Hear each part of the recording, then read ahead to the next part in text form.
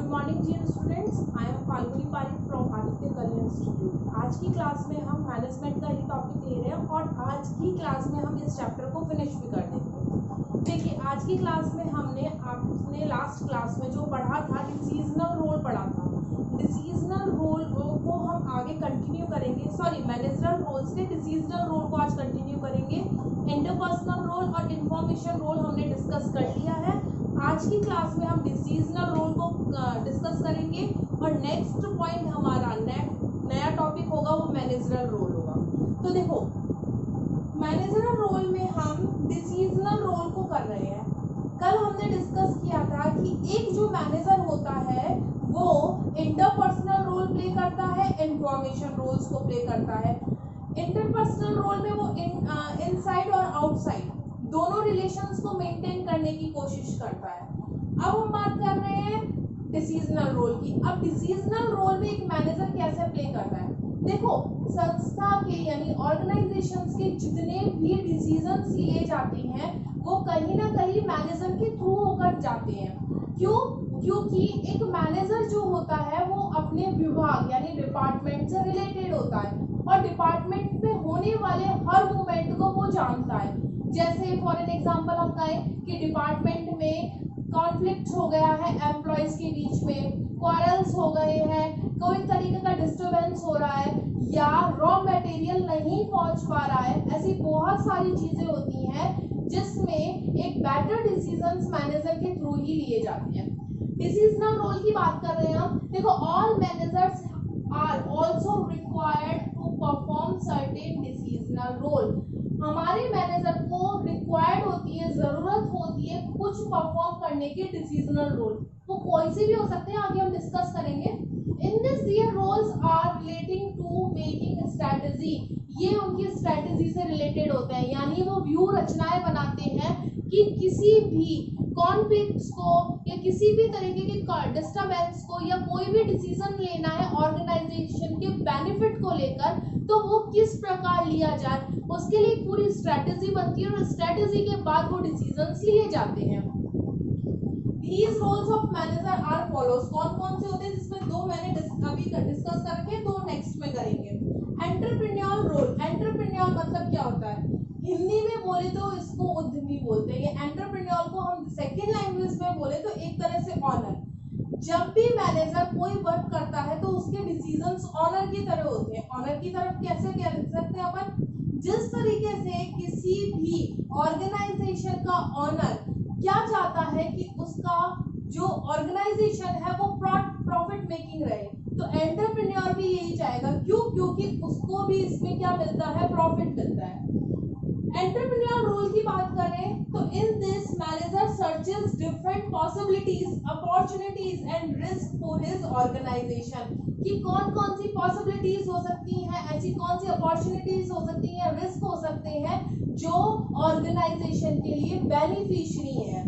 And also introduce suitable changes and improvement. और किसको करवाता है वो इंट्रोड्यूस? इससे अपने सबऑर्डिनेट्स को इंट्रोड्यूस करवाता है। मैंने आपको कल एग्जांपल दिया था एक प्रिंसिपल का कि प्रिंसिपल जब भी ऑर्गेनाइजेशन को, भाई आज मेरी स्कूल की स्कूल है, अब मैं चाहती हूँ कि मेरी और भी ब्रांचेस खुले और भी राजस्थान में या अलवर में लोग जाने कि ये स्कूल भी है, काम कर रही है, तो मैं कैसे बताऊंगी उनको? मैं ऑर्गेनाइजेशन के रिस्क, बेनिफिट्स, अपॉर्चुनिटीज सबको सर्च करूंगी। मुझे भाई दूसरी जगह स्कूल ओपन करनी है, कैसे करनी है, क्या वहाँ के बच्चे इस स्कूल में पढ़ पाएंगे, वहाँ का एरिया कैसा है, सोसाइटी कैसी है, इस सब चीज के बारे में मैं क्या करूंगी? सर्च करूंगी। तो यानी मैनेजर सर्च करता है डिफरेंट पॉसिबिलिटीज को, अपॉर्चुनिटीज को, रिस्क को ऑर्गेनाइजेशन की, एंड ऑल्सो इंट्रोड्यूस करवाता है किससे? अपने सबऑर्डिनेट से कि आपको अब किस तरीके से काम करना है। अगर कंपनी को या ऑर्गेनाइजेशन को बेनिफिट्स हो रहे हैं तो उस बेनिफिट्स पर कैसे काम करना है, ये सारी चीजें ये सारी जो बातें होती हैं इनसे इंट्रोड्यूस करवाता है। चाहता है तो चेंजेस भी करता है और नहीं चाहता तो उनमें इंप्रूवमेंट्स भी लाने की कोशिश करता है। सेकेंड पॉइंट हमारा डिस्टरबेंस हैंडल रोल। अच्छा, आपको मैंने बताया था, हमने पहले पढ़ा था कि एक संस्था में बहुत सारे वर्कर्स काम कर रहे हैं, एम्प्लॉयज काम कर रहे हैं, सबका नेचर, वर्क करने का तरीका सब डिफरेंट होते हैं। तो कई बार उन लोगों के बीच में बहुत सारे झगड़े भी हो सकते हैं, कॉन्फ्लिक्ट्स भी हो सकते हैं, या ऐसे कह दे कि वो काम करने का तरीका एक दूसरे को सूट नहीं हो रहा है। तो इन दिस सिचुएशन मैनेजर क्या करेगा कि उन लोगों के काम करने के तरीके को हैंडल करेगा कि लोग बिना डिस्टरबेंस के, बिना कॉल के आपस में क्या करें, काम करें। तो इस बीच में क्या करेंगे, in this manager remove routine quarrels, disturbance, different pressures, problems of employ. या हम कह दें कि जैसे प्रोडक्शन डिपार्टमेंट का मैनेजर है, आए दिन रॉ मटेरियल में प्रॉब्लम्स आ रही है, माल बहुत ज्यादा बच रहा है या बहुत ज्यादा वेस्ट हो रहा है या रॉ मटेरियल में कमी आ रही है, तो इन दिस सिचुएशन में मैनेजर उन सारी प्रॉब्लम्स को सॉल्व करने का काम करेगा। तो फर्स्ट हमने पढ़ा था एंटरप्रेन्योर रोल के रूप में, सेकंड डिस्टरबेंस हैंडल के रूप में, तीसरा हम पढ़ेंगे।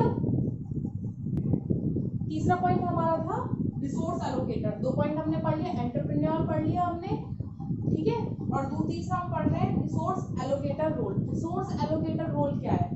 देखो बहुत सारी जगह पर रिसोर्सेज की कमी हो जाती है, बजट बनाना पड़ता है, फाइनेंस की जरूरत होती है, और इसके लिए डिसीजंस कौन लेता है? मैनेजर लेता है।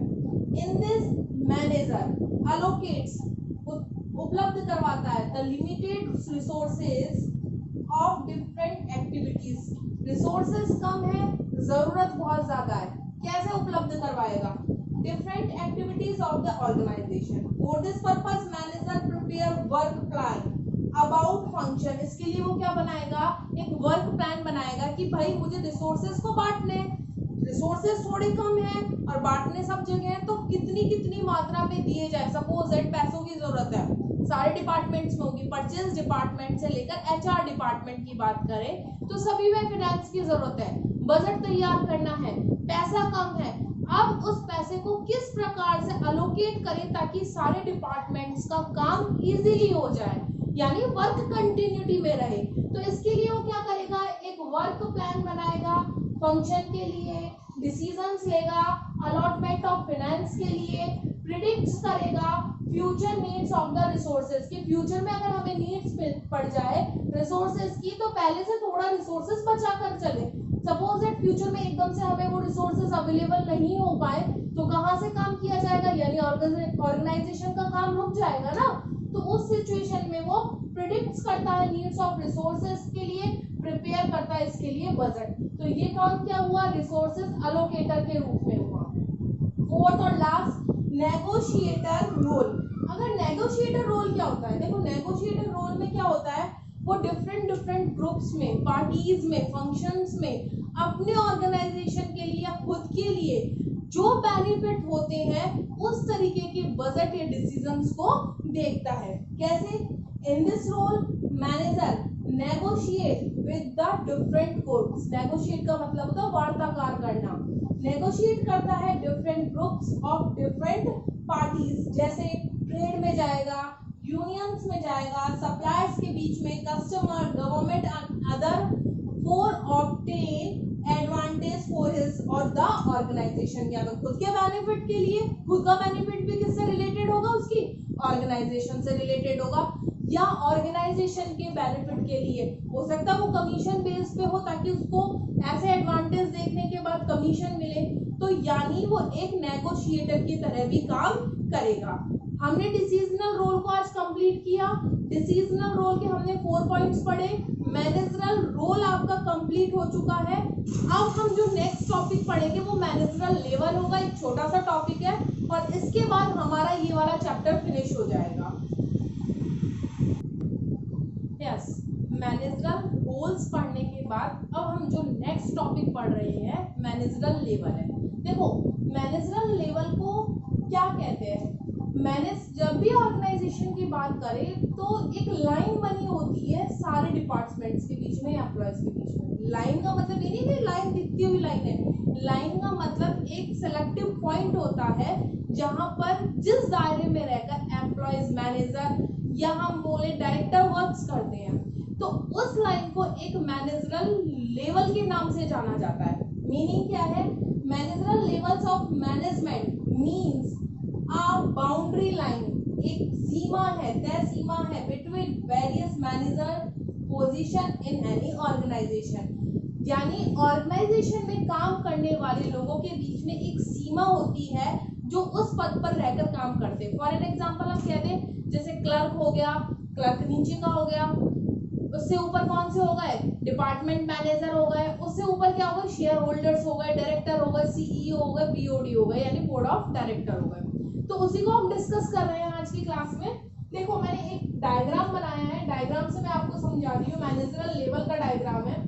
3 बाउंड्रीज बना दी गई है मैंने यहाँ पर। एक तो फर्स्ट बाउंड्री है, हाईलाइट कर रही हूँ मैं, एक सेकेंडरी बाउंड्री और तीसरी ये है जो सबसे ऊपर की। देखो इस, अब आप क्वेश्चन करोगे मैम इसको एक ट्रायंगल शेप में क्यों बनाया है आपने, क्योंकि यहाँ पर काम करने वाले लोगों की जो संख्या होती है वो कम होती है, यहाँ बढ़ जाते हैं और यहाँ पर बहुत ज्यादा होती है, तो इसलिए इसको मैंने एक ट्रायंगल शेप दिया है।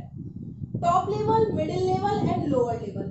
टॉप लेवल में कौन से होते हैं, देखो जो ये मेन ऑनर्स बोल दो, डायरेक्टर बोल दो, कंपनी के मालिक बोल दो हिंदी में, जो कंपनी के मालिक होते हैं और जो ऑर्गेनाइजेशन की स्थापना करते हैं वो कौन होते हैं, टॉप लेवल में आते हैं। मिडिल लेवल में कौन से आते हैं, हमारे डिपार्टमेंट्स के होते हैं, जैसे बहुत सारे ऊपर हो गया डिपार्टमेंट मैंने बता दिए, एचआर डिपार्टमेंट हो गया, ब्रांड डिपार्टमेंट हो गया, मार्केटिंग डिपार्टमेंट हो गया, परचेज डिपार्टमेंट हो गया, सेल्स डिपार्टमेंट हो गया, उसके जो हेड होते हैं वो मिडिल लेवल कहलाते हैं। और लोअर लेवल में कौन सा आ गया, जो हमारे उनके जो डिपार्टमेंटल जो होते हैं मैनेजर, उनके अंडर में रहकर जो काम करते हैं, हम कहें उनके सबऑर्डिनेट्स होते हैं, वो लोअर लेवल के कहलाते हैं। ये कंपनी की स्थापना और संचालक होते हैं, जो भी इंफॉर्मेशन होती है वो इन्हीं के थ्रू आती है और 1 बाय 1 यहाँ से जाती है, यानी टॉप लेवल मिडिल लेवल से कम्युनिकेट करेगा और मिडिल लेवल लोअर लेवल से कम्युनिकेट करेगा। टॉप लेवल की बात करें तो एक एग्जांपल के तौर पे मैंने लिख दिया, इसमें कौन कौन से आते हैं, जैसे शेयर होल्डर्स हो गए, बोर्ड ऑफ डायरेक्टर्स हो गए, चीफ एग्जीक्यूटिव ऑफिसर्स हो गए, चेयरमैन हो गए, मैनेजिंग डायरेक्टर हो गए या जनरल मैनेजर हो गए, ये हमारे टॉप लेवल के मैनेजर्स कहलाते हैं। मिडिल लेवल में कौन कौन से आ गए, हमारे मैनेजर लिख दिया, जैसे प्लांट मैनेजर हो गया, प्रोडक्शन मैनेजर हो गया, रीजनल मैनेजर हो गया, मार्केटिंग। मैंने आपको बताया ना कि क्या हुआ, जो डिपार्टमेंट के अकॉर्डिंग हमने हेड बना दिया वो हमारे मिडिल लेवल के मैनेजर हो गए। अब हम बात करते हैं लोअर लेवल के मैनेजर, जो सभी डिपार्टमेंट में उनके नीचे वर्क करते हैं, जैसे सुपरवाइजर हो गए, फोरमैनशिप हो गई, एम्प्लॉयज हो गए, वर्कर्स हो गए या लेबर्स हो गए, ये सारे हमारे लोअर लेवल के मैनेजर वर्कर्स कहलाती हैं। ठीक है, आज की क्लास में हमने मैनेजर लेवल पढ़ा। मैनेजर लेवल का ये लास्ट पॉइंट था, लास्ट टॉपिक था। आपका second chapter management process and level आज खत्म हो गया है। मंडे से हम डिस्कस करेंगे इसका नेक्स्ट पार्ट। Thank you.